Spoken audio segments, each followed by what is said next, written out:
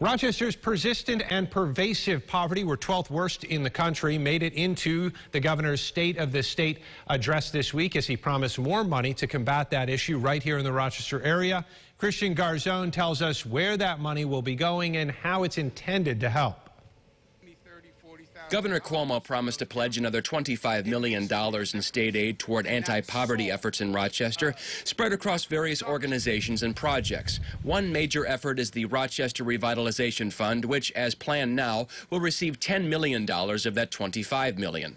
For the chief of staff of the city, the money is huge and will see major investments across the city. So what the Revitalize Rochester Fund is going to do is support development and pre-development in our commercial corridors that will allow us to really transform our neighborhoods. For Leonard Brock of the Rochester Monroe Anti-Poverty Initiative, the state funding is a serious pathway forward. It certainly shows New York State support to combat poverty in Rochester.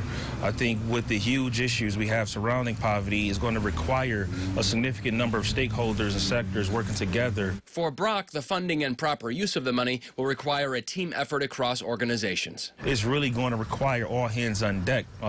It's not one person or one agency or one institution. Jamie Saunders with the United Way and efforts like the Monroe Systems Integrations Project cautions that much of this might come at a slower pace, but the payoff will be worth it.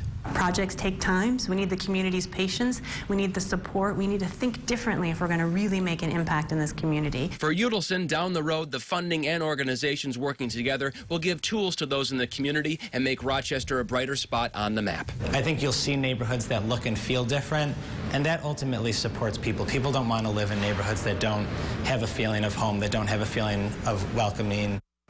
Again, the city's revitalization fund is just one of a number of projects that will benefit from the state aid. They'll focus on the creation of small businesses, entrepreneurship training, site redevelopment, and streetscape enhancements. Adam.